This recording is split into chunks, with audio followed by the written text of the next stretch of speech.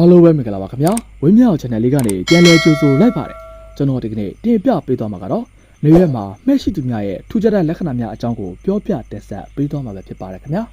လူတစ်ယောက်ရဲ့ခန္ဓာကိုယ်ပေါ်ကမှဲ့တွေဟာကာယကက်ရှိရဲ့ဇယိုက်လက္ခဏာနဲ့အနာဂတ်ကိုကြိုတင်ဟောပြောနိုင်တယ်လို့ဆိုကြပါတယ်နေရက်တစ်ဖက်ရဲ့အစွန်20ဝတ်ရာနေရာပေါ်မှာမှက်ရှိတဲ့ဆိုရင်ရေပူရာအဖြစ်တော့လူရှိလူခင်ပေါ်များတဲ့သူပေါတင်ဆက်ဆက်ရေးပြည့်ပြည့်သူလို့မှတ်ယူနိုင်ပါတယ်ဒါအပြင်ကောက်သောကိုယ်သတင်းကြော်စောခြင်းနဲ့စီးစိမ်ဥစ္စာပေါ်ကျွဲခြင်းကိုလည်းကိုစားပြုပါတယ်။နားရဲ့အတွင်းထဲမှာမဲ့ပါတယ်ဆိုရင်တော့ဒါဟာအသက်ရှိရှိနေထိုင်ရပြီးဘဝတစ်လျှောက်လုံးဘေးရနဲ့ကင်းရှင်းမဲ့ဆိုတဲ့အတိတ်ဘက်ကိုဆိုလိုပါတယ်။ယောဂဘေးကလည်းကူရဲမဲ့သူဖြစ်ပြီးစိတ်ချမ်းသာကိုယ်ချက်သာနဲ့ဥစ္စာတာကောင်းချသူတွေဖြစ်တယ်လို့ဆိုထားပါတယ်။အကယ်၍